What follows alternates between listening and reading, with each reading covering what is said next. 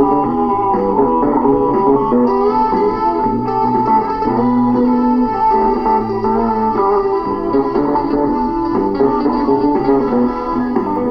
Video News, y'all. Telling you.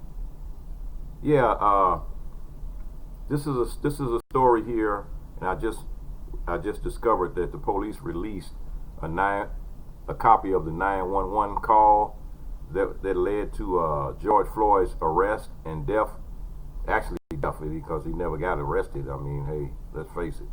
Okay, the Minneapolis Police Department has been under fire following the violent arrest that led to the death of George Floyd, an unarmed African-American man. Raw footage of the officer holding his knee on Floyd's neck was caught on video and was enacted and incited rioting and protesting all over the city. Now the police department has released the audio of the 911 call that started the whole encounter. Apparently, a routine police call was made to report Floyd, who had allegedly used counterfeit money to buy cigarettes at a corner store in downtown Minneapolis. And here's the transcript. Operator, 911, what's the address of the emergency? Caller, this is at 3759 Chicago Avenue. Operator, how can I help you? Caller, someone comes into our store and gives us fake bills, and we realized it before he left the store, and we ran back outside. They were sitting on their car. We tell them to give us their phone and put their thing back and everything, and he was also drunk and everything, and returns to give us our cigarette back, and so he can go home, but he doesn't want to do that, and he's sitting on his car because he's awfully drunk and he's not in control of himself. Operator, okay, what type of vehicle does he have? Caller, he's got a vehicle that's 1 second, let me see if I can get the license plate. So they get the driver's license plate number. Said, operator, okay, what color is it? Caller, it's blue in color. It's a blue van. Operator, blue van. Caller, yes, van. Operator, all right, blue van, got you. Is it out in front or is it on 38th Street? Caller, it's on 38th Street. Operator, on 38th Street. So the guy gave a counterfeit bill, asked for cigarettes, and he's under the influence or something. Caller, something like that. Yes, he's not acting right. Operator, what does he look like? What race? Caller, he's a tall guy. He's tall and bald, like 6'6.5", and he's not acting right. So she's not acting right, and so she started to drive the car. Operator, okay, so female or male? Caller, Operator, is it a girl or a boy? Caller, talking to someone else. He's asking, 1 second, hello? Operator, is it a girl or a boy that did this? Caller, it's a man. Operator, okay, is he white, black, native, Hispanic, Asian? Caller, something like that. Operator, which one? White, black, native, Hispanic, or Asian? Caller, no, he's a black guy. Operator, all right. And from that point on, it becomes totally stupid because the caller starts asking the operator, how's your day going, and this and that and that and that. I'm going to post it up so you can read that part. You can read that part for yourself. And it's like this is the call that led up to George Floyd losing his life. He wasn't violent. He didn't attack the people in the store. He didn't rob the store as far as with a gun or anything on that level. It wasn't a violent act that happened. And so therefore, no violence was needed. It was totally uncalled for. And even if he had robbed the store, doggone it, it still wouldn't be a reason for them to kill this man the way they killed him. So on with another story from Minnesota, and as you know, they've been having riots and all that stuff up there, and a lot of burning, and they actually did burn down that police station where the 4 cops worked at. 31 Americans get drug charges dropped in Minneapolis after police force exposed for racially profiling. 31 African Americans who were arrested and charged for small-scale marijuana sales have been discharged, and 16 more are awaiting dismissal. It happened following the decision of Mayor Jacob Fry and Police Chief Arredondo to discontinue the low-level marijuana stings that have all and allegedly seem to be racial profiling.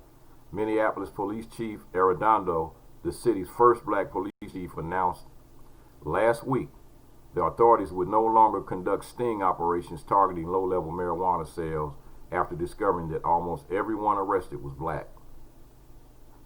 And the county public defender's office determined about 46 out of 47 who were arrested selling marijuana were black. All the arrests have resulted in felony convictions for numerous black defendants who have been targeted, and the devastating collateral consequences that go along with such convictions: jail time, prison time, and even deportation proceedings. The county chief public defender, Mary Moriarty, thought it was blatant racial profiling.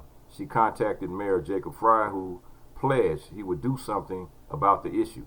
Mayor Fry eventually directed Police Chief Arredondo to stop the stings. I believe strongly that marijuana should be on the lowest level enforcement priority and that it should be fully legalized in the state, Fry said in a statement. The fact that racial disparities are common nationwide in the enforcement of marijuana laws is one of the reasons I have full support for legalization. Sidebar. The sidebar is going back all the way back to 1968. In 1968, head of the FBI, J. Edgar Hoover, sent out a directive and gave direct orders to every chief of police in the United States. Every last one of them received this letter, and giving direct orders from the FBI to stop arresting the white college kids, the white hippies, and stop arresting white people for drug offenses, and focus your 100% focus on arresting black and minorities for marijuana and for any other type of drugs. This was a direct order from the head of the FBI, which at the time had the COINTELPRO situation going on, where it was trying to disband the Black Panther Party, and but there was a direct order from J. Edgar Hoover to start focusing all of your drug busts on black people. Stop arresting white people. Start arresting as many black people as you can for drug offenses. Right to this day, this is 2020. This is 2020. So you do the math. From 1968 all the way to the year 2020, this directive is still in place, and that's why you have such huge numbers of black people that have been arrested for drugs in the United States. That directive is still in place, and it has not been changed and has not been removed. So now you understand why it's such a disparity in the amount and the numbers of why so many black people that have been arrested for drugs in the United States. Direct order from J. Edgar Hoover all the way back in 1968. Then, of course, don't forget, later on they came up with the war on drugs, which was basically a war on blacks. And you know, that crap still goes on too. All right, here we go. This is another disturbing story, and it's a black woman that yelled, "I'm pregnant," right before being shot and killed by a Texas police officer. And a black woman has been shot and killed by a police officer after she allegedly grabbed the officer's taser and resisted arrest. However, in a video, the incident shows the woman screaming that she's pregnant while she was already lying down on the ground right before the officer fired 5 gunshots. The woman, identified as Pamela Turner, was pronounced dead at the scene. The medical examiner office in Harris County determined that Turner was not pregnant. The officer, an 11-year veteran of the police force who have not been identified by name, has been placed on administrative leave, according to the Baytown Police Lieutenant Steve Doris. He stated that an investigation whether the shooting was in line with the department's policy on the use of deadly force is currently ongoing. Before the shooting, the officer was patrolling an apartment complex when he tried to arrest Turner, whom he knew had outstanding warrants. According to court records, Turner had 3 outstanding misdemeanor warrants, 2 for criminal mischief and another was for assault resulting in bodily injury. Doris also said the officer had previously encounters with Turner, though he did not give further details about it. The video of the incident recorded by a witness was posted on social media.